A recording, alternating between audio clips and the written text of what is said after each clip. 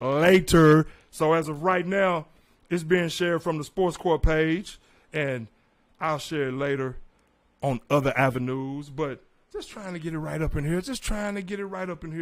We're good. We're good to go. Don't worry about the last video. Just when you see that one scrolling, and then I'll update all the other information on there, the date and all this and that. I'll update that because there's some things that's in this computer that I'm actually not privy to as far as doing some of the updating, but getting all that squared away as I go along. But hey, happy to be here. Like I said, very happy to be here. And again, you're listening to the Sports Court. I'm Gregory Beatty. Skrilla-Rilla's in the building. Hey, on this, it's getting dark early nowadays. But feel good to be back in the fold. Skrilla, am I live or direct in there, man? Am I live and direct up in there? Okay, that's what's up. Again, you're listening to the Sports Court. I'm Gregory Beatty. Again, glad to be here. Hey, of course, the Astros, our Houston Astros, big-time victory by the Stros in that World Series, 4-2.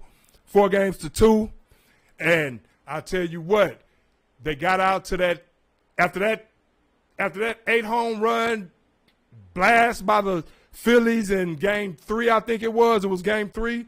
And then what happened right after that? Astros come right back and pitch a combined no-hitter. I mean, what a great job by those guys. But I'm going to, and of course, that was Christian Javier and the remainder of the bullpen doing what they do. So, hey, again, thanks for tuning in. The first video, you're going to see a couple of rolling. Just don't worry about it. Matter of fact, check out both of them. What the hell? Check out the bloops and blunders 1, 2. That's how I look at it. It's all good. But, hey, of course, I was talking about in the last segment, or when I was on earlier, I was talking about Ime Udoka and the situation with him as far as not being hired right now by the Brooklyn Nets in the wake of the Kyrie Irving situation. And, of course, they're realizing on the Joe side, like I was saying earlier, Kyrie, who's out on suspension, took him a week to call Joe Tsai back, so that probably has something to do with why they went on and pulled the trigger on that situation. Who knows? Hopefully he's learned a lesson from that. Who knows if he comes back to the Nets, or who knows what's going to happen in the next few games or what have you. But they haven't hired the successor to Steve Nash as of yet, Ime Udoka, who was the next guy in line. At least everybody thought that he was going to be the next guy in line, and they have not hired him as of now. Of course, Adam Silver has a lot to do with that, him being Jewish himself in the wake of the Kyrie Irving incident, the anti-Semitic situation going on with him. And hopefully he's learned from that. Hopefully he has. But we're not going to dwell on that situation per se anymore this week. But just a couple of tidbits right there. They still have not hired Ime Udoka, who led the Boston Celtics last season to the finals, lost to the Golden State Warriors. And, hey, again, all the public backlash and media outcry. Of course, Ime Udoka, who was suspended by the Boston Celtics for a consensual relationship with a female staffer. But I digress on that. Again, from a consensual relationship. Now, other teams can do it, but of course, that's the Boston Celtics rules. He broke the rule, and that's where it is. But, of course, there's other teams can do it. I mean, hey, the Los Angeles Lakers, Phil Jackson, Jeannie Buss, wasn't a situation right there. But, again, 2 separate franchises, 2 different sets of rules, and obviously he didn't abide by the rules. But, again, from a consensual relationship. But, again, the public outcry and the public backlash that they will receive in that situation is probably giving them cause to pause. It's not probably. I'm sure it's what's giving them cause to pause right now. But hey, like I said, Skrilla-Rilla's in the building. Skrilla-Rilla, Montana. Grade A Media, Grade A Radio is in the building. Got some stuff coming for y'all soon in that regard too. So stay tuned. And of course, a lot of college football this past weekend, of course. But first of all, going back to the Stros, what are they going to say now? Skrilla, what they going to say now, man? What they going to say now? Nothing. Now, you can talk about the cheating scandal all you want, but what did I say? Again, Astros win that series, the World Series. Congratulations to Dusty Baker for his first World Series championship. I mean, a lot of years in the making. 73 years old, the oldest manager to do it ever. I think second, if I'm not mistaken. Excuse me. It was Jack McKinnon and Dusty. Congratulations to Dusty. I mean, what a job well done coming over here from a team that's been dominant pretty much since 2017. We all know about the cheating scandal. And congratulations to Jeremy Pena as well for being the MVP, being the new superstar in Houston. But going back to the Astros, as far as Dusty Baker is concerned and him notching his first championship as a manager, hey, what did I say a couple of years ago when they brought Dusty in the fold? Of course, last season, the Astros were not able to get it done against a team by the name of the Atlanta Braves. They got very hot at the right time, and so the Astros were not able to get it done last year. But in 2017, they got it done, and they've been to the World Series 4 out of the last 6 years. And so we're talking about a team who was the best team in the American League all season. The best team won. Now, kudos to my boy Bryce Harper and John Thompson. And Coach Rob Thompson and the wonderful job that he did with that franchise, a team that got in as a third seed in the wild card, with it being the first time this season that was even possible, and they took full advantage of it. Like I said in weeks past, what they did, they gelled at the right time. They gelled at the right time toward the end of the season, and they got on the hot streak. But they ran into a buzzsaw. In the Houston Astros. And, of course, Game 1, the Phillies took Game 1, had everyone all up in arms, wondering, okay, are the Astros doomed to lose again? Is Dusty really ever going to get that elusive championship ring? And he was able to do so. Came back, did what they had to do in Game 2. Then Game 3, we all know about Game 3 when they got rocked. When they went to Philly, got rocked, home run after home run after home run. And then what happened? The Astros allegedly had rocks thrown at their bus by those rabid Philly fans. I mean, rude Philly fans. Rocks thrown at their bus, putting them in harm's way. Everyone standing out there calling them cheaters and this and that. And what did the Astros do? A combined no-hitter. The very next game, Christian Javier and the Astros bullpen, did what they had to do in that regard. Shutout. And then from there on, it was just, I don't think the Phillies got more than 3 runs the remainder of the series, because the best pitching staff from top to bottom, the best pitching staff in the league from top to bottom, as far as starters and bullpen, they shut them down. And like I've always said, that experience from last season, and a wonderful parade yesterday. I didn't go to it, but over 1 million people at that parade, Astros fans coming out supporting the Houston Astros. But the best pitching staff in the league right there, shut them down those last 3 games. The last game, from Valdez, he comes out there, and of course, not to mention Verlander. Verlander really now, congratulations to him as well, who was 0-8 in World Series starts up to that point. Then in Game 5, he did what he had to do. He had that extra day of rest because of the weather, and you saw where his legacy is cemented as another World Series champion, for one, as a World Series champ, but also now he got off the schneid as far as getting that elusive victory. So he got that victory, pitching a dominant performance. But again, from top to bottom, from that game where they had those home runs hit on them, who knows if Lance McCullers, if they had something figured out. Obviously they did. But Lance McCullers, I'm sure he learned a lot from that himself. But the thing about it is, I like the way the Houston Astros teammates, they picked them up after that. And again, when you made them mad, throwing rocks at the bus and talking about them like that, I liked how they came together and they showed why they are the best team in baseball and why they have been the entire season, for that matter. They came out there and showed that. And again, Verlander in Game 5. Then in Game 6, like I said, with Framber Valdez and the rest of the bullpen. Presley, all those guys were tremendous. And that's why I always said that I think you all have heard me a number of times on this show allude to the fact that all that experience from last season with that young talent on the pitching staff to go along with the veteran talent, and we're talking about a team. I mean, all that is going to bode well in this year's playoffs. At least you would hope so. You would think so. And I used to say that all the time throughout the early part of this season and when they were going through it last season, because you saw the talent right there. You saw the talent. Now, obviously the Astros have some guys to re-sign, and they'll definitely have to do that. But think about it. Think about it. And again, that Game 6 was, what about after Schwarber hit that home run? Schwarber, who's a beast. Schwarber, who was one of the two guys, him and Bryce Harper. And, of course, that lineup had been hot for a while right there. But Schwarber, he's a home run waiting to happen.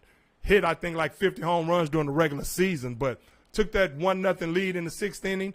But it was short-lived because the very next inning, of course, Pena got on base, got a couple on base for Yordan Alvarez, who was ready to – he's the first player in World Series history, if I'm not mistaken, to hit 3 in one postseason, hit 3 game-winning home runs after the sixth inning. I hope I'm correct right there. I think I am. But after the sixth inning, that's clutch. That's what you call Mr. Clutch right there. Air Yordan right there was actually able to get that. I think that ball is still climbing right now. If the roof wasn't closed in Minute Maid, that ball would probably still be traveling right now. But what they did, and of course they got to Zach Wheeler, one of their two, who actually pitched a good game. So a lot of people are questioning the fact, why would you take, because he had a couple of shaky batters, but Rob Thompson in that situation, I'm sure he would probably take that back because Wheeler actually wasn't pitching that bad. Now, he had gotten a little trouble, but he wanted to put Jose Alvarado, one of their best relievers, a lefty, and thought it would match up well against another lefty, and Yordan Alvarez. But Yordan was overdue.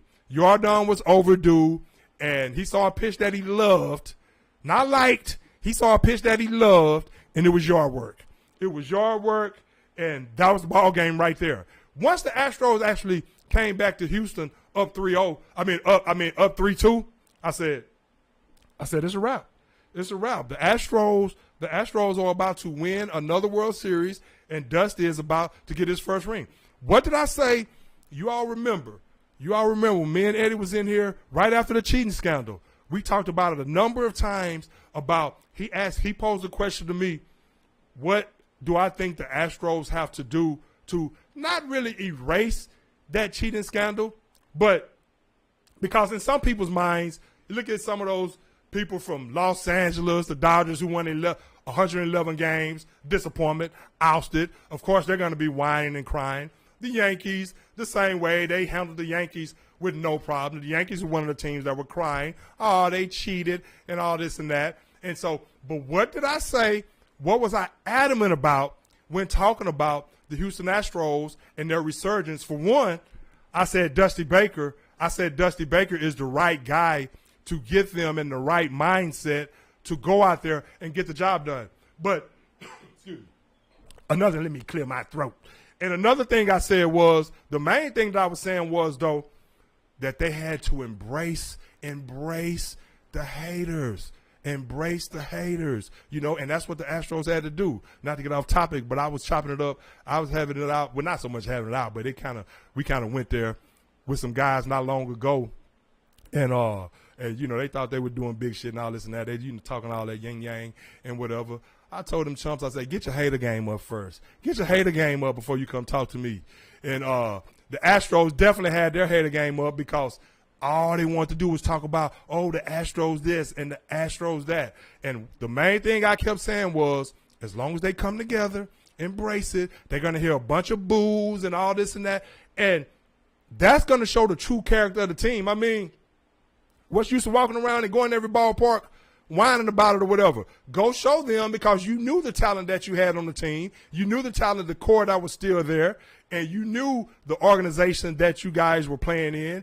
And you knew that you were the best team, even though you admitted to cheating, which, of course, of course, when other teams cheated, the Yankees, of course, that was swept under the rug. That was swept under the rug right there. Like I said, I even said at the time that was going to be swept under the rug. But I like the way the Houston fans got behind Dusty Baker and the Astros in that regard. But more so than anything, credit to the players for the way they handled the situation from day one. Again, they got back last year, didn't win it. But in the year before that, but they've been competitive every year, been the most dominant team in baseball since 2017. And all I kept saying was the way you erase that is you go out and win another World Series. And you go out and prove that you can still get it done regardless of all that, and you would have gotten it done anyway regardless of all that. Now, of course, it is what it is, but of course they're going to harp on that because those other teams didn't win it. So you let them cry with their tails between their legs. The Astros let them do that, and they just smashed and kicked ass all year and finished it off. I said, hey, as long as they finish it off this year, what can they say now?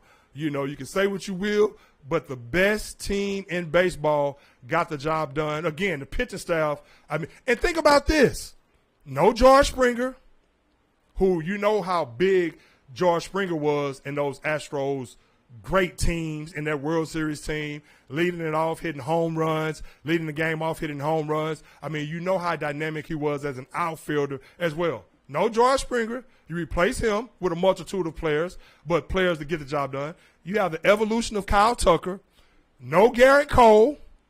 No Garrett Cole, who bolted for the Yankees. For all that money, I don't blame him. But no Garrett Cole. Then you think about it, Carlos Correa. Everyone's wondering what did I say at the beginning of the season? When Eddie was asking me about, do I think Carlos Correa, if he became a free agent again, which he is now, would he want to come back? Would he want to come back and play for the Astros? And would the Astros want him back? What did I say? I said that it all hinges on, we can replay the tape. It all hinges on how Jeremy Pena, what he does in the playoffs. And all he did was win MVP. All he did was win Gold Glove, first of all. And I said it all hinges on what he does, not only in the regular season, but more than anything, the playoffs. And by the playoffs, he'll definitely have gained some experience by then, and it's going to be interesting. I said it's going to be interesting to see how he is in the playoffs because at the time, we noticed the talent. First rookie shortstop to ever win Gold Glove. Congratulations for that. Championship Series MVP. World Series MVP. Just big hit after big hit, doing what he does in the field as a great defensive player. But you replace Carlos Correa, who we know Carlos Correa, even though the former number one pick, even though we know he's battled some injuries in the past, we know Carlos Correa was the leader of this team and the voice of this team. But you lose him as well, and you replace him with a better player. You replace him with a better player. Carlos Correa, of course, former number one pick, could get injured, had some big moments for the Astros. Not to diminish anything Carlos Correa did for the Astros. He was great for the Astros. Thought the grass was green on the other side, wanted to get paid. Hey, I'm not going to argue with anyone about going to get their money. But look at that. Jeremy Pena takes over for Carlos Correa. So you're without Springer. Not to mention Michael Brantley, one of the best hitters in baseball. When he went out during the season, and again, kudos to the team and kudos to Dusty Baker for getting the best out of anyone he put in that lineup. But, again, Michael Brantley, one of the best hitters, definitely a guy with playoff experience, plenty of playoff experience. You lose him, you still get the job done.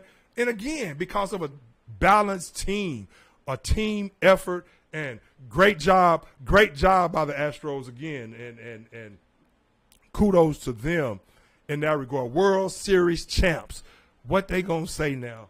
Again, and that's all I kept saying a couple of years ago. Go out and win the World Series. And that's how you shut up the haters right there. You keep winning, keep smashing. That's what the Astros continue to do.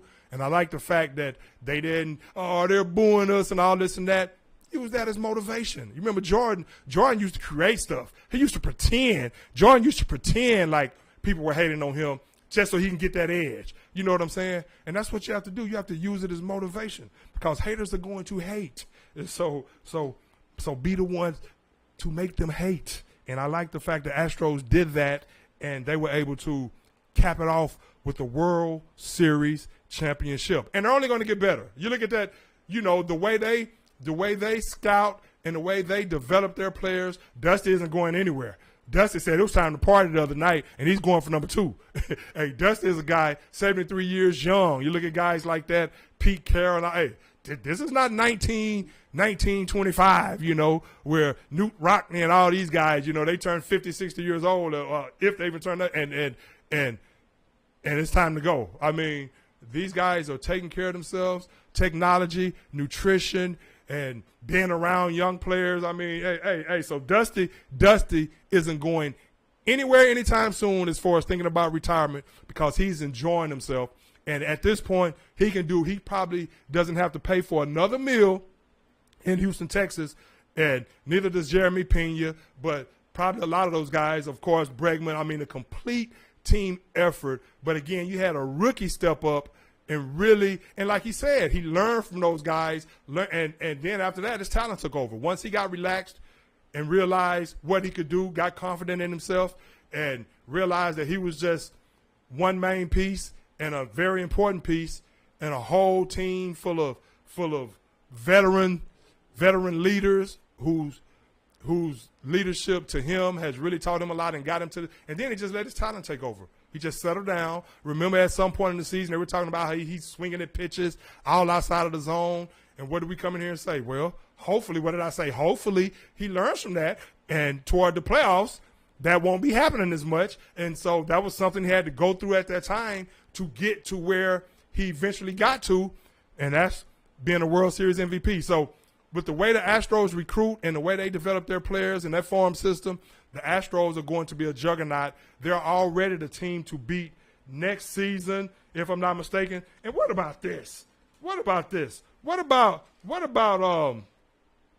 Mattress Mac? Mattress Mac, Houston's Gallery Furniture, CEO, owner, founder. I remember when I was a kid, Mattress Mac was doing those commercials. I'm talking about when I'm 10, 11 years old, he was jumping on those commercials. This is when he first started going with Gallery Furniture and jumping up. Gallery Furniture will save you money. You know, not really to get no plug to Gallery Furniture, but Mattress Mac, cool dude. I mean, he's going to get his regardless anyway. So kudos to Mattress Mac. That's fam right there. But 175 mil.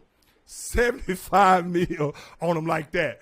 So put up like 10 mil to do all that. But check this out. He bet on the Astros at 5-1 odds in July. He bet 2 mil. Hold on. Let me go back right here. Total to win that 75 mil, he put up a total of 10 million. So he bet 3 mil at 10-1 odds back in May at Caesars Sportsbook, drove across the Texas border to Louisiana and bet online while sitting in the Subway sandwich shop parking lot. Bet online, 3 mil like that. Here you go. And as of right now, that's the biggest payout in U.S. sports betting history at 30 mil right there. So got that 30 mil. Then he bet on the Astros at 5-1 odds in July. He bet 2 mil with BetMGM, 2 mil with Barstool Sports, then another mil each with Win and Unibet. So totaling all that up, put up 10 mil, you get back 75 mil. You talking about money to burn right there. That's billionaire type status right there. And also, that's believing in the Astros. Of course, as rich as he is, he doesn't feel he's throwing away those millions right then and there. But he saw what a lot of us saw in the Astros, that they had the team to get the job done and get it done in dramatic fashion. And I like the fact that they were steady and consistent throughout. Dusty had those guys focused throughout, and they were able to pay it off. And so I'm sure they partied till they could not party anymore. So kudos to them for that. And of course, again, like I said, you listen to the Sports Court. I'm Gregory Beatty, the show where we keep it 100% of the time. Roof. And that's the real deal, Bill. But check this out too, though. Of course, you had a lot of other stuff going on. You had a lot of other stuff going on this weekend. Going to talk about some college football right here. But real quick, a couple of quick tidbits. That University of South Florida job. Now they're talking about they're looking at Scott Frost to maybe get that job, who was fired from Nebraska. So Scott and John Gruden. They're saying it's John Gruden's job if he really wants it. But as of right now, John Gruden has not accepted and says he does not plan to accept the USF job. So we'll see. We'll see if Scott Frost is able to get back on right there. Basketball news real quick. And I'll talk about a little basketball before I get out of here. Not much tonight, of course, but CP3 injured his heel. We don't know how serious that is. But, of course, in the NFL, I want to talk about moving forward. I want to talk about Josh Allen. Hey, that elbow injury, I was talking about Verlander, how he's come back from two two Tommy John surgeries. Hey, that Josh Allen injury is nothing to sneeze at. That is nothing to sneeze at. I hear people talking about, well, he'll probably be back toward the end of the season. 4 games, or may be able to tough it out and play. Hey, they better be careful with that. And if it's a situation, he should get second and third opinion, because I saw the pain that he was wincing in when he went up against that feisty Jets team. We'll talk about that here moving forward when I talk NFL here shortly. But the Jets team is for real. But he hurt his elbow, and that's something right there to keep an eye on for sure. But, of course, also in basketball, real quick, again, Cleveland Cavaliers are balling right now out the gates. They're balling, and they're like 8-2, and of course the addition of Spider-Man over there. And actually, one of my receivers coaches used to call me Spider-Man at Ohio State, because he said Plastic Man and Spider-Man, actually. Because he said, well, I used to reach out and just snag the ball. Plack. He's been, man, you're the Plastic Man. You're Spider-Man. You say that all the time. But Coach Stock. What's up, Coach Stock? Coach Stock was cool, but had a few receivers coaches while I was playing for the Buckeyes. Of course, we're going to talk some college football, like I said, as well. But the Cleveland Cavaliers doing their thing, coming out the gates with Donovan Mitchell. And the Milwaukee Bucks just lost yesterday I think it was, starting out 9-0, and what a job they're doing. I'm talking about getting out the gate strong, completely rounded team. Now they're starting this season with great health. You remember Lopez, some of these guys were not there last year, and of course Giannis is still Giannis, and they're doing their thing. Steph had to put up 47 last night. Golden State has kind of have this hangover right now, but they're going to be just fine though. But they were able to stave off a 6th straight loss last night because of the exploits of Steph Curry and his 47. And Steph said, hey, we're going to have to quit these roller coaster rides during these games. So, but they'll get in their stride at some point. But Giannis and the Bucks, well-rounded, great team. And, of course, the Rockets, they got a victory last night. I still think the Rockets should be better than they are. It's early, though. We shall see. My boy BT, Brett Thompson, who's a great friend of the show, he actually believes in the Rockets and believes in Steven Silas. I'm not so sold on Silas. I'm just being objective right there. I wish the brother well, but I'm not so sure he's the right guy for the Houston Rockets. I really don't, because once I see you don't have a team to buy in on the defensive side of the ball, especially a young team, like I mentioned before, with the talent they have on that team, they should be better right now. They did beat the Orlando Magic last night, who were probably right on par with them. But Paulo Banchero, balling. First pick out of Duke. He's showing why he was the number 1 pick. You had Jalen Green with 34 last night. But again, the lack of attention to detail on the defensive end is very telling to me from a young team who should have fresh legs. And this should be on John Lucas as well. I mean, you have to buy in on the defensive side. I don't care. And you have to play team basketball, the one-on-one basketball, and they will get to that point. BT referenced to me the other day when we were talking about how Oklahoma City was. Yeah, that's cool. That's fine and dandy. But they were more bought in than this. And I think they showed more improvement in their second year with those players as this. I know it's early, and they did win last night against Orlando.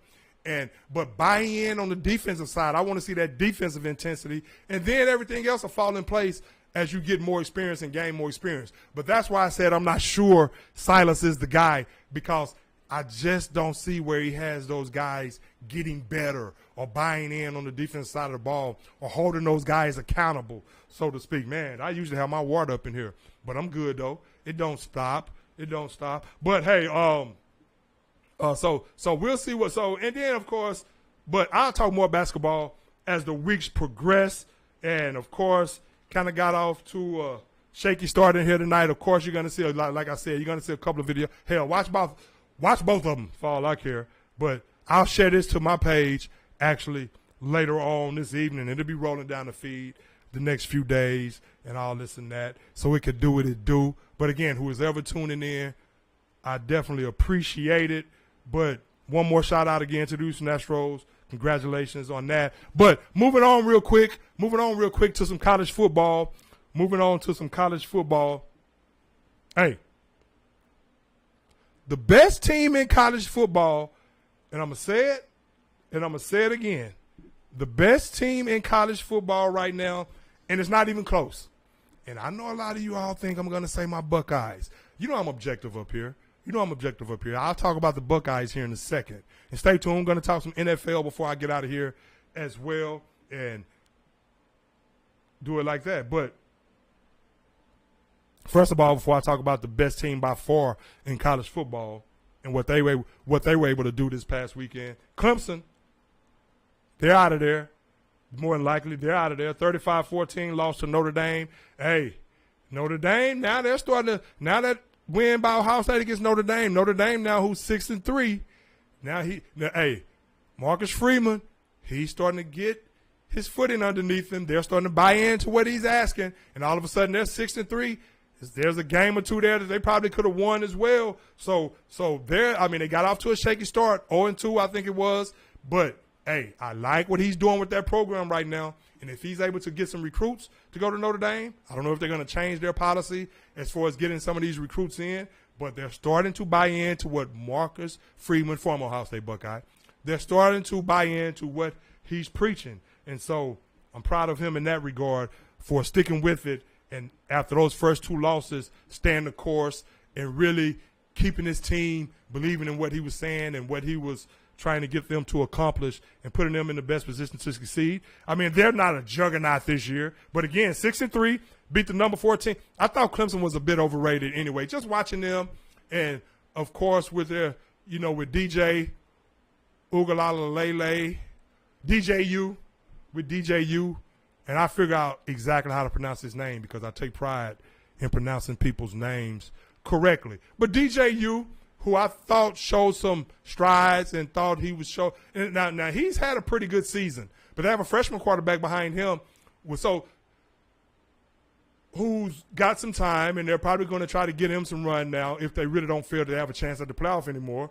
And that's one loss for them. They're at 8-1 now, but got handled by Notre Dame. I mean, hey, if you look at it, a block punt for a touchdown they gave up, a pick six. Gave up 263 yards rushing. And Dabo Swinney talked about how soft they were on both sides of the football. And, again, if you want to win, you have to win in the trenches. And that will bring me to my point about Ohio State here moving forward, which I've talked about the last few weeks a number of times. And I'm going to keep talking about it until I see a difference in their run game. But so you have that. Clemson was out of there. Clemson lost. But Alabama, real quick, before I talk about the best team in the land, you have Bama, and of course tonight we're going to have the new rankings of the college football playoffs. I'm sure we already have that right now.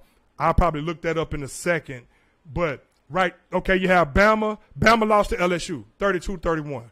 Now, Brian Kelly has those guys playing right now, and I remember after they started out 0-1, 0-2. I remember Eddie was in here, and Eddie said, well, sometimes it takes a while for the team to really gather in what the coach is trying to preach and all this and that. And I really wasn't trying to hear it at the time because even though I know that and I understand that, but his point is actually valid, right? Obviously, his point is valid because my thing was, okay, he's had an entire offseason, and they had some situations happen early on. But then, of course, they have Jaden Daniels over there at quarterback, had to get him acclimated. So, I should have really assessed that situation more. But what I did assess what I did say was, but even though saying all that, because I wasn't just banking it on that. I was banking it on the type of players that LSU, if you watch them play, it's like a pro football team. I mean, some of those SEC teams, man, you sit up there and watch them on the field, and they recruit great as well. And, of course, they won the national championship in 2019. But I said, with all those athletes, they should probably hit the ground running with Kelly. And it took them a couple of weeks, penalties, getting used to a new quarterback and some muff punts and, some bad luck those first few weeks. And they actually, Brian Kelly kept them engaged, made sure they stayed in tune with what he was asking of them, holding those guys accountable. He's a no-nonsense guy. These days, a lot of these players, too, with all these different rules and things like that, they're like some of these coaches they can be friends with as well. So I don't necessarily know if Kelly is that guy or if Nick Saban is that guy, and maybe that has something to do with I don't know, but I'll talk about that here. But, hey, LSU, I said maybe they run the table. Because I was always banking it on they have a tremendous amount of talent. If the quarterback situation, if he can get that going more sooner than later, they have a chance. Now, it may be tough to make it to the college football playoff this season because they have 2 losses. But if they win out, they may be the first team to ever do it. Because, to be honest with you, I'll say this. I think here's my top 4 before I look up the top 4. Now, the game was close against Bama. Bama is out of there.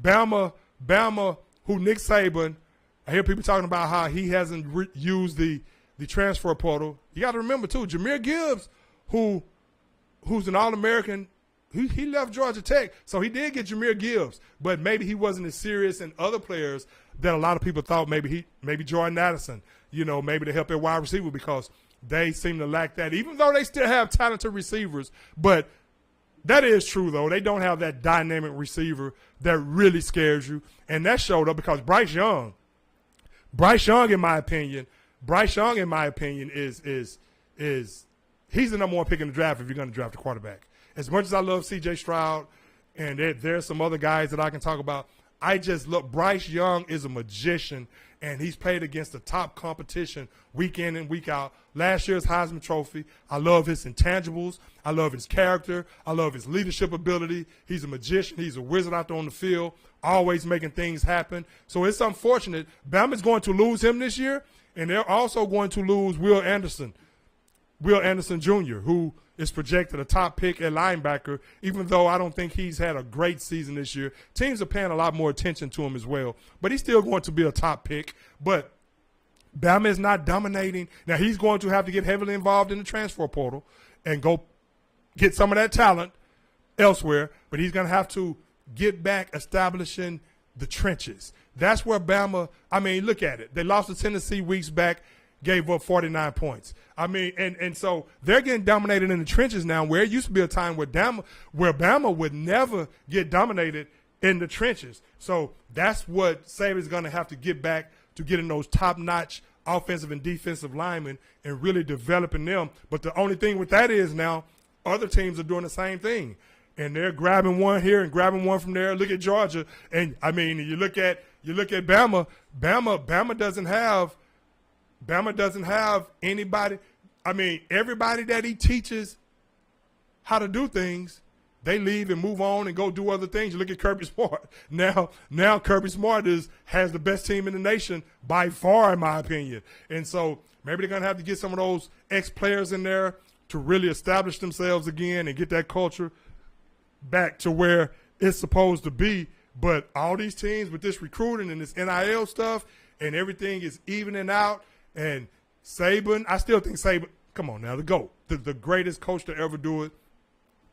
And he's tapered it down a lot as far as being just my way or the highway type of guy. Hey, Bill O'Brien, I don't know if Bill O'Brien will be that next season because now Bama is out of there. Bama is out of there with 2 losses. And, think about it. And you think about that game against LSU, as close as that game was, but whenever the Tide seemed to get on the roll, see why I went there? Whenever the Tide seemed to get on the roll Tide. Whenever they seem to get on the roll, hey, LSU was right there. They did not waver one bit. And, of course, Bama had some very costly mistakes. But, again, you give up 31 right there on a two-point conversion. And kudos to Brian Kelly for going for it in that situation on that two-point conversion, saying, hey, we already have 2 losses, so I'm not about to go back and forth with Bryce Young in this overtime. We're at home. I think I have a play that should work. And, hell, to be honest with you, you know what else he was thinking? And if it doesn't, oh, well. I mean, I don't think it was that easy for him to say, oh, well, in that regard. But, again, they already had 2 losses, and why take your you've tied the game up. Why keep going back and forth when you can end it right now if you have a nice play designed to the Taylor freshman, Jason Taylor's nephew, and Joy Taylor's nephew for that matter. But when you have their nephew, a true freshman, he had just caught a touchdown pass not long before that. But if you have a play design where you think you can free him up to at least get in the end zone from the 1-yard line right there. And why mess around with Bryce Young? Because you know how dynamic he is. But so kudos to LSU. I mean, again, and if they're able to run the table and then beat Georgia in the SEC championship game, Georgia could probably win out and lose well, they not probably to it. If they win out, they'll still end up actually going to the playoffs. So, but LSU, I'm gonna tell you real quick. Hold on, let me look this up real quick.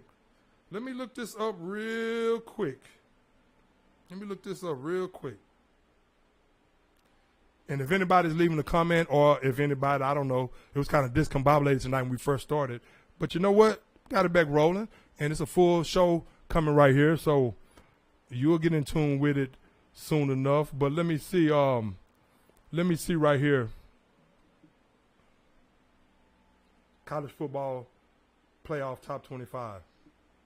Let me see, because I know they updated it. Let me see. BCS top 25 update. If not, I'm going to tell you my top 4 34 minutes ago. Let me see. See, I don't have all these bunch of producers in my ear and doing all this stuff for me yet. So I got to make it do what it do. Let me see right here. Let me see, man. What's the damn hold on. Let me see.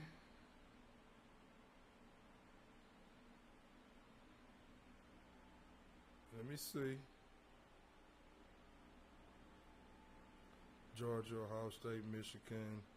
That's last week, I'm pretty sure. Let me see.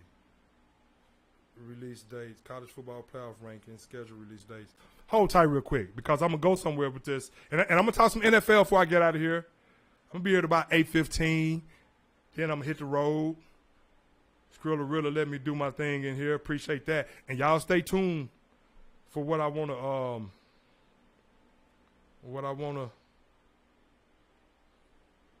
you know what I'm going to do?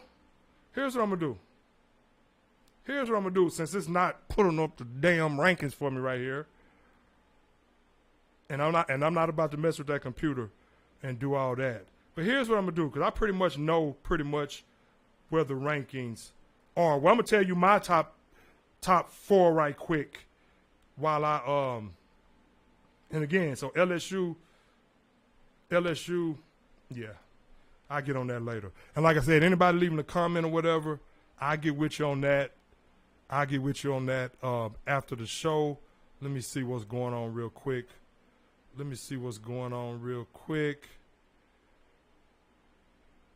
What's up, B? What's up with you, man? And I'll update some of that other stuff you see on there right quick. Like I said, some of that stuff is locked in there.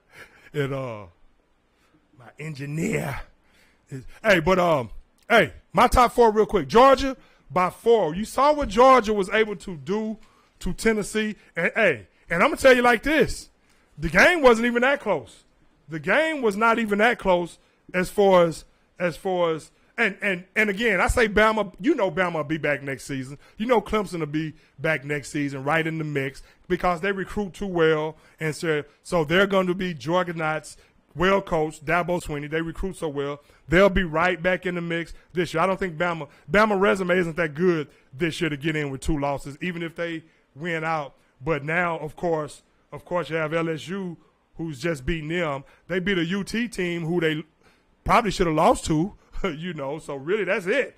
The other teams they've beaten are Utah State, Louisiana Monroe, Vanderbilt, Arkansas, A&M, and Mississippi State. So, Bama is out this year. Georgia, in my opinion, is the best college football team in America, and it's not even close. And yes, I'm saying that with my Buckeyes too. I think Georgia is right now, of course, Georgia's number 1 in those rankings that they have out tonight, I'm sure. I just can't put it up real quick on my phone right there because my phone does crazy stuff. And like I said, I'm not about to mess with that computer. But here's my top 4 before I see these rankings. And I'm Georgia, number 1. And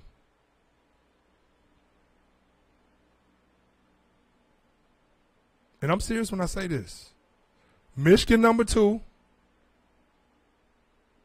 Hell, I'm going to say LSU, number 3. I'm serious right now. I promise, and I'll tell you in a second. Of course, I'm still rolling with the Buckeyes. Don't get it twisted. I'm still rolling with the Buckeyes through and through, win, lose, or draw. Do not get it twisted. But I'm gonna tell you why. And I know TCU, who I think will lose to UT this upcoming weekend, but I have Georgia number 1, Michigan number 2. This is my top 4. I love what TCU and Oregon is doing. I love what Bo Nix is doing out there with Oregon, but I have Georgia, Michigan, LSU, and then my Buckeyes. Now you look at Georgia, and again, I love what Oregon is doing. Bo Nix, that team, after losing that first game against Georgia, they've turned it around. Bo Nix has thrown for like 15 touchdowns the last 3 weeks. But I'm still giving, after watching LSU beat Bama and just watching them, the way they're coming together with that talent and the quarterback they have, hey, I know LSU probably is not in the top 4 this week, and they got jumped up to number 10 last week. But my top 4, Georgia, Michigan, LSU, and Ohio State. Look at Georgia. I mean, they pummeled Tennessee. And I'm not forgetting about Tennessee. They're having a great season, but they were outmatched by Georgia, and it wasn't even close. The score 27-13, no, it wasn't even that close, to tell you the truth. Over 13 million watched that game. Second, Bama and LSU. And surprisingly, the Buckeyes and Northwest. But we all know, the Buckeyes have a major following. And really, the only reason I say surprising, the time slot was 11 a.m., and they drew a very high rating. And the rain and the weather was atrocious. And I'll get to that in a second. But real quick about Georgia, and stay tuned. I'm going to talk some NFL before I get out of here as well. But Coach Kirby Smart, he just devised a flawless game plan. He devised a flawless game plan right there, and they were stout on both sides of the ball. I mean, they charged to a 24-6 halftime lead. And again, it was obvious, and they took the air out the ball in the second half, and then the weather got kind of bad. But they challenged those receivers. They were stout in the run game. I mean, they were the most physical team. And I think the fact that Tennessee actually leapfrogged them in number 1 last week, I think Georgia, playing at home in Athens, I think that really rubbed the Georgia Bulldogs, the wrong way. I guarantee you it did. It did. And they came out there and showed while they are the best team in the nation, and it's not even close. If you look at, and they were playing without Nolan Smith, their top defensive player, who's out with a pectoral injury. But they're just dominant on both sides of the ball. And I said weeks back that Stetson Bennett is actually going to be a good backup quarterback in the NFL. I have to change my mind on that. Hey, the guy is more than just a game manager. I don't care about what his size is, 6 foot, 6'1" or whatever, 5'11". I don't know. But these quarterbacks these days, hell, look at Bryce Young. I don't think he's 6 foot. They list him as 6 foot. He's more like 5'10", 5'11", but he's a magician. He's a playmaker. And Stetson Bennett, same way. I mean, not only is he a game manager, he makes explosive plays, big plays in the passing game, big plays with his legs. So I think Stetson Bennett, getting with the right team, is going to be a damn good quarterback. But Georgia, what can I say about Georgia, man? I mean, Georgia is just across the board. I mean, last year's national champs and continue to recruit well. But Kirby Smart. Then you have Keelan Ringo out there at cornerback. He's probably going to be a top 10 pick himself at cornerback. Matching up with those Tennessee receivers, they got physical. And Tennessee, it showed Tennessee. Georgia showed Tennessee, hey, great job this year, guys. Love what you guys are doing. Respect what your coach Heupel is doing.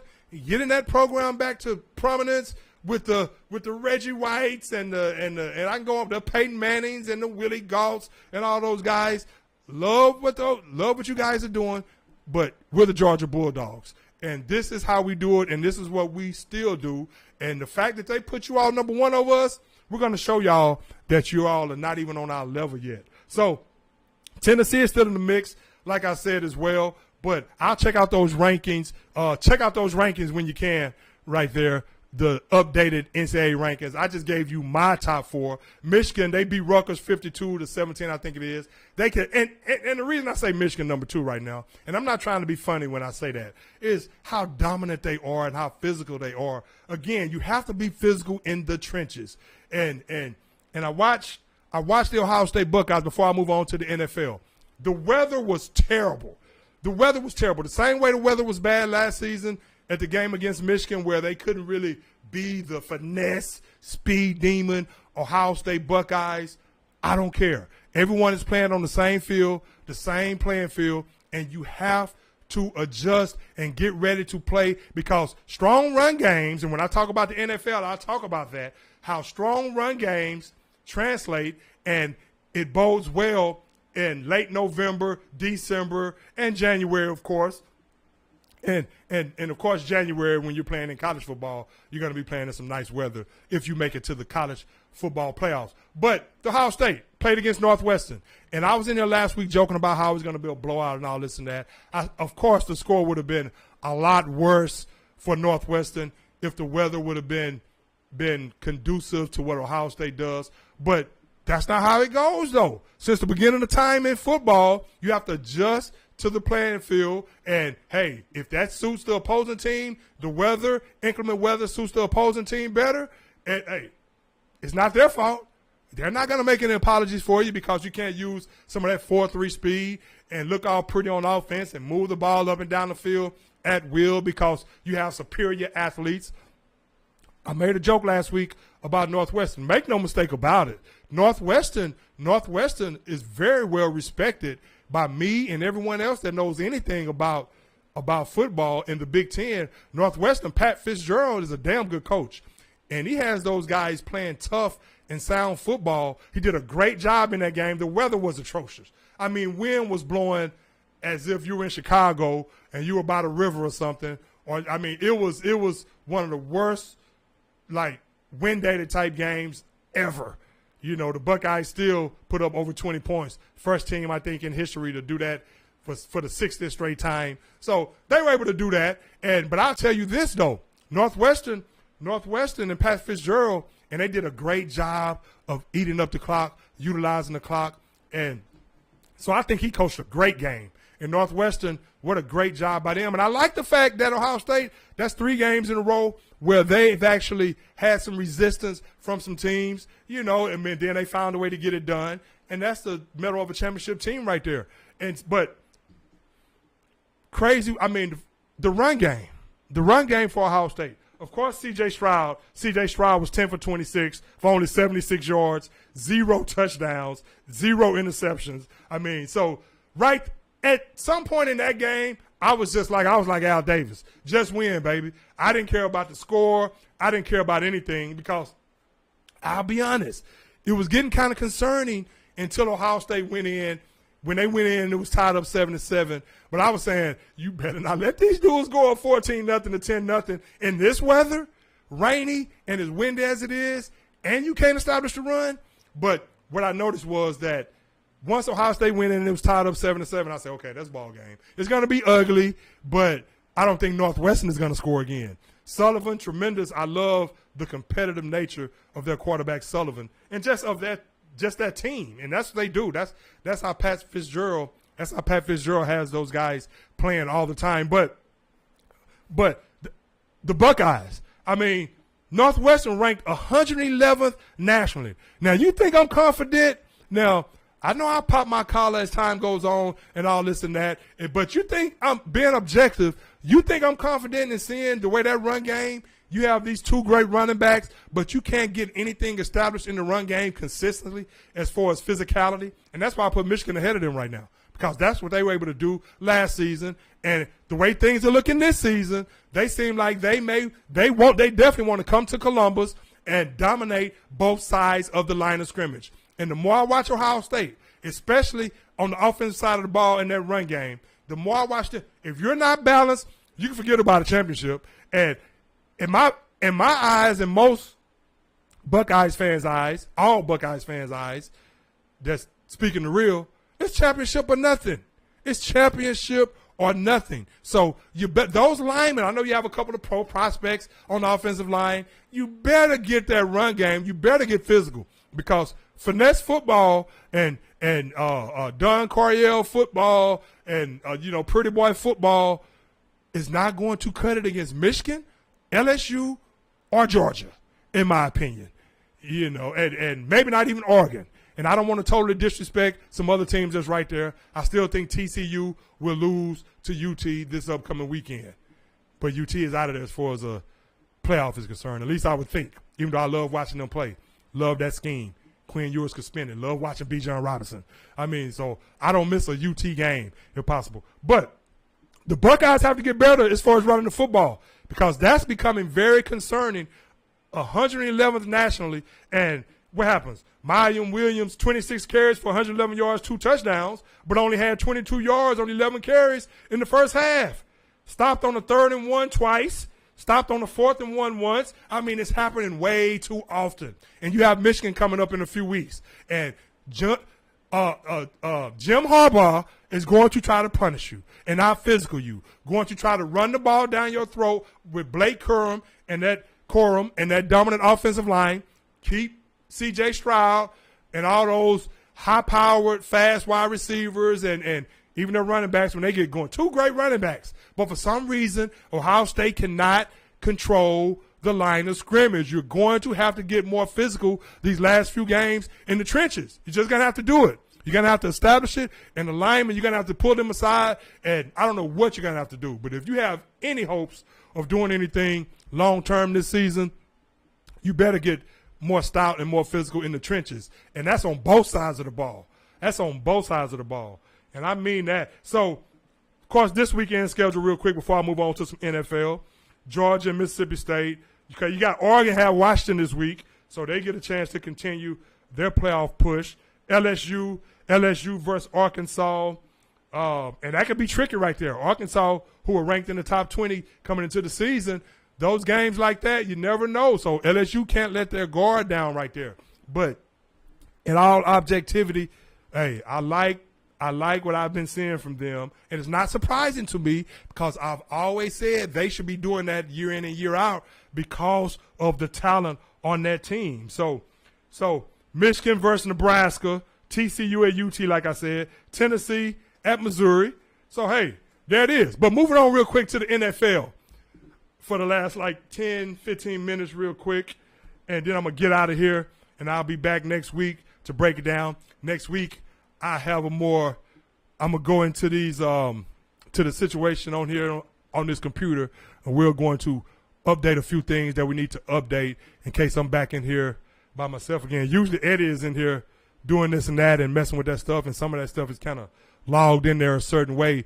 So I'll go back and update the date. You might see this post, and you see one of the old messages about from a few weeks ago about what we're going to talk about. Pretty much, hey, we're going to talk sports anyway.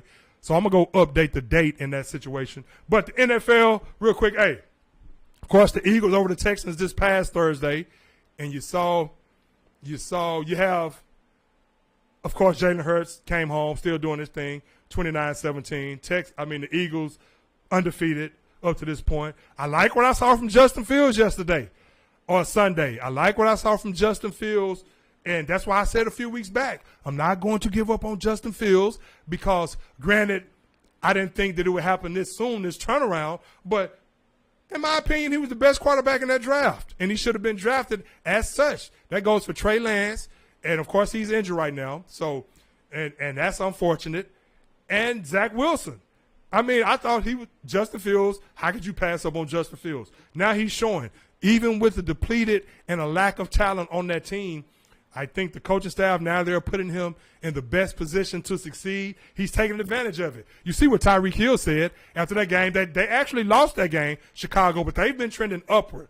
The Bears have been trending upward with the way they compete and the way they do things. They're going to have some draft capital. So I'm really looking forward to seeing what they do to up them. Of course, they got Claypool who from Pittsburgh, who they're going to put in the mix coming up here soon. So he's going to have his weapons to work with, but he's running the ball. He's completing passes. And if the receiver would have caught that pass, can't remember exactly who it was, Mooney I think it was, but if the receiver would have caught that pass on that last drive, that he probably would have ended up winning that game.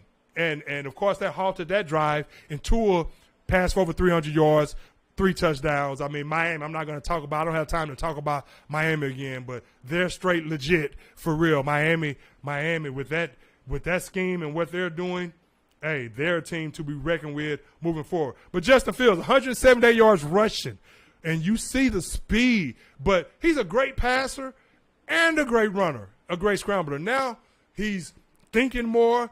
Things are slowing down for him. He's making better decisions. And he's just put that team on his back and say, hey, no, we're going to be better more sooner than later. And that's how it is. Real quick, too, I'm going to talk about, stay tuned before I get out of here, the Indianapolis Colts hiring Jeff Saturday, former ESPN analyst. Like the guy a lot from what I've seen on ESPN. Great player with the Indianapolis Colts. Talk about that here in a second before we get out of here. But, again, you still have all these black coaches who can't get jobs, who can't get an opportunity. And I'm all for someone getting blessed, and I wish him well. I'm all for someone getting blessed and something happened out of the ordinary, something happening out of the ordinary. I'm all about that if someone thinks that, hey, but it usually happens for the white man more so than the black man. And that's exactly what happened in this situation. And has nothing to do with Jeff. It seems like a real cool guy.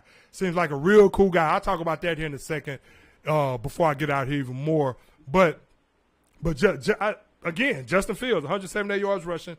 And moving on, of course, the Chargers 20-17. Congrats to the Chargers getting that win over the Falcons. My Cowboys were off this past weekend.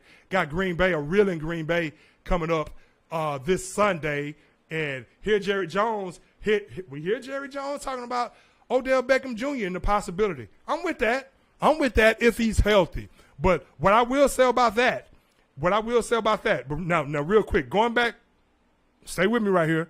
I'm trying to get all this in. Herbert passed for 245 yards. Chargers beat the Falcons 20-17. So, and of course, Joshua Palmer, 8 catches for 106 yards.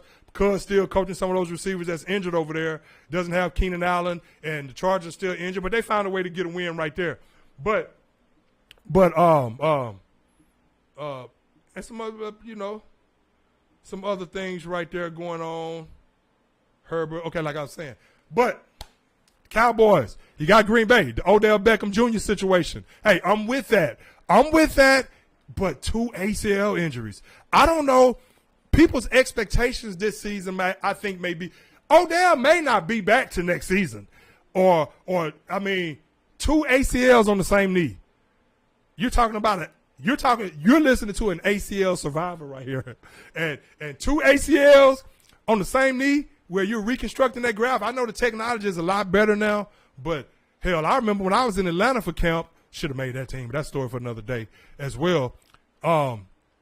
After my last season at Ohio State, and I had a damn good camp, but of course, politics involved. You know, they had a couple draft picks. They wanted to make like they drafted them and they, you know, they didn't make bad decisions. But that's just how it goes. I'm not going to talk about that. I'm not going to harp on that. I've told that story before but I remember I used to get up. And I was 23 years old at the time. And I used to get up and I played a couple years after my knee surgery at Ohio State, and never really was in the training room, getting it iced down.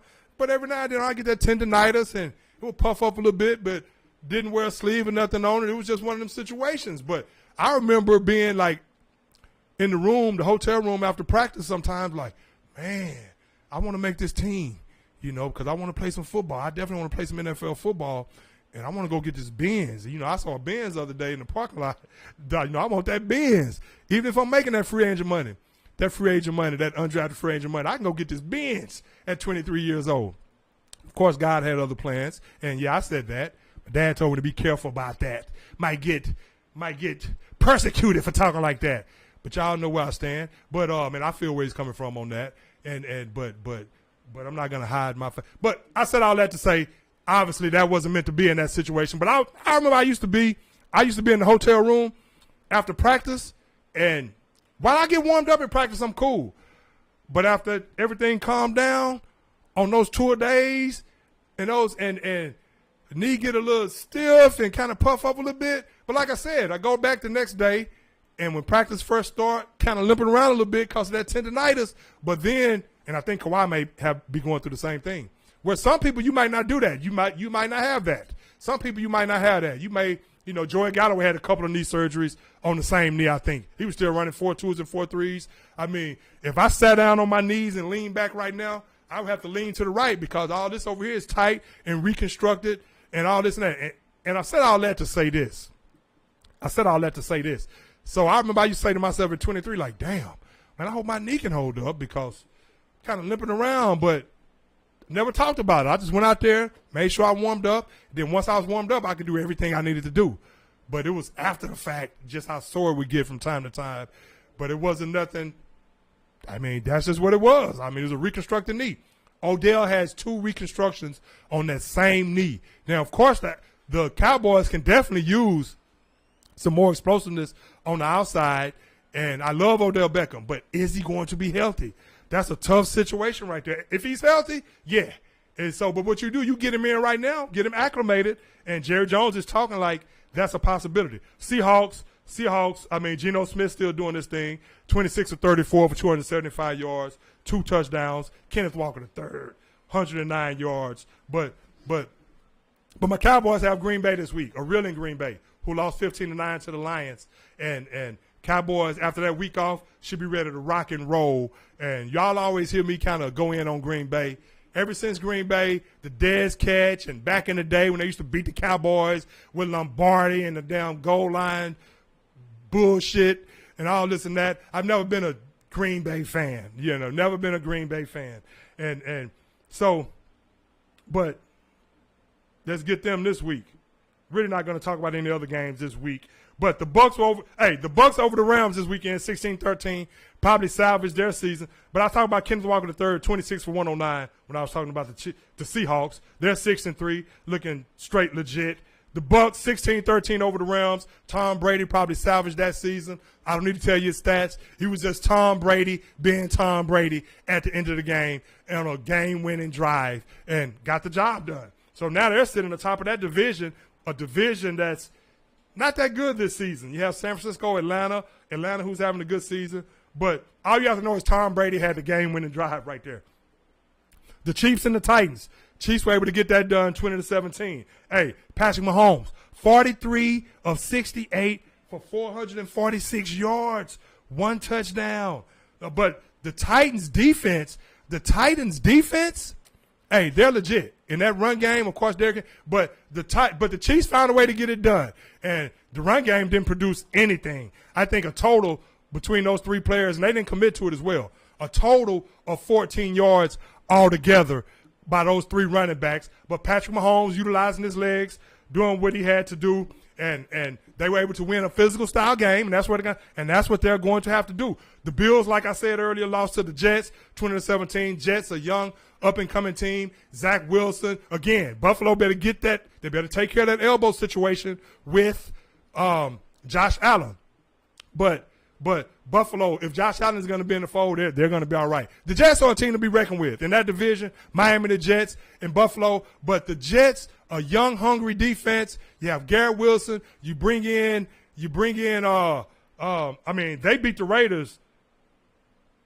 No. The Jags beat the Raiders 27-20. Coach Doug Peterson, Trevor Lawrence, great job by him. But the Jets, they have another. They have a couple. Michael Carter III at running back.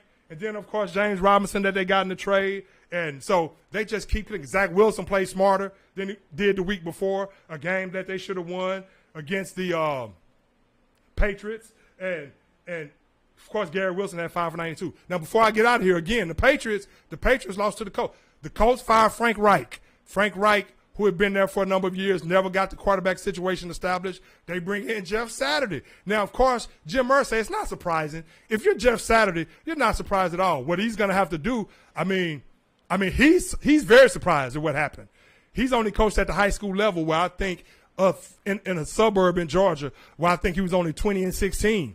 But former player in the NFL with a great resume as a player, he's a consultant for them, and they see Irsay. Again, I don't have time to get into it. I mentioned earlier about it's not fair how a lot of these black coaches are getting overlooked, and this just happened. But I'm going to tell you right now, and of course, these owners are going to spend their money where they see fit.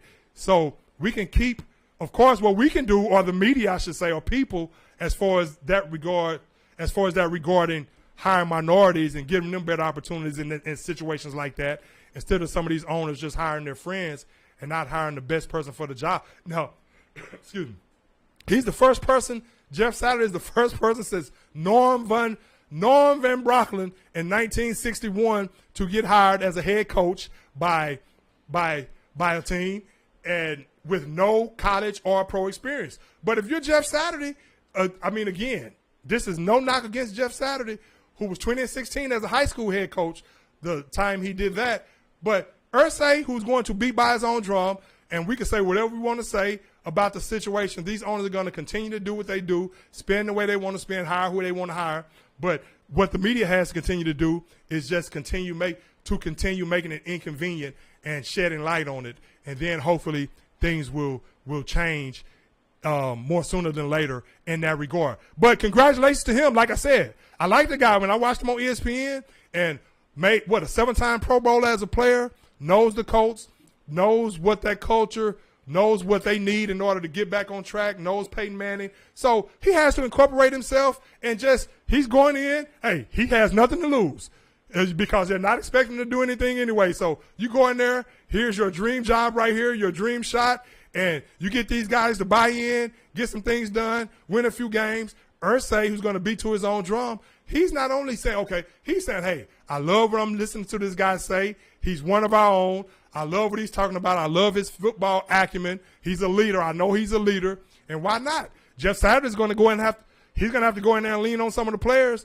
And I'm sure he's doing that. But it's like a guy just hit the lottery right there with Jeff Saturday. It's like he totally got blindsided by this, as is many other people as far as that hiring with the Indianapolis Colts. But, hey, hey, bro, do what you do. And I wish him well in that regard. And if he surrounds himself with some great coaches, and, of course, again, you have to lean on the players, learn how they're doing things right now, and then ingratiate yourself and incorporate yourself. But he's going to get thrown in the fire quickly. And the Colts are looking at it like, hell, we were losing anyway this year. So let's see if he can catch fire in the bottle and be one of these guys, say like a Mike Tomlin, even though Mike Tomlin had experience, but be one of these guys who comes in there and just his presence alone and his football acumen with the right people around him and learning how to get the structure and everything done as far as being a head coach, but just his leadership ability. Let's see if we can catch lightning in the bottle, and then if we can get a quarterback. So all he has to do is show some promise moving forward, and the job is his because Irsay likes his personality. And so I think, Irsay likes a lot of things, obviously likes a lot of things that he brings to the table, personality, football acumen, and seems like he'll be a great leader for that team. But again, where are the opportunities for black coaches in that situation? So don't want to be talking on both sides of my mouth right there because I do wish him well because I like Jeff Saturday, and he seems like a cool guy. So I'm sure he's going to get some good tutoring from some good people. But the Ravens won last night. Roquan Smith doing this thing. Deshaun Jackson back in the fold, looking like Deshaun Jackson running. Hey, but I'm going to get out of here. And I'll be back next week. The Vikes over the Commanders, overcoming a 10-point lead. I'll look ahead next week maybe to some games. But, hey, the sports court. Legends live and let live. See y'all next week. Roof, roof, roof. Hey, Skrilla, man, I'm out, man. I'm out, bro. Come here. Okay, let me see. I got you. Skrilla.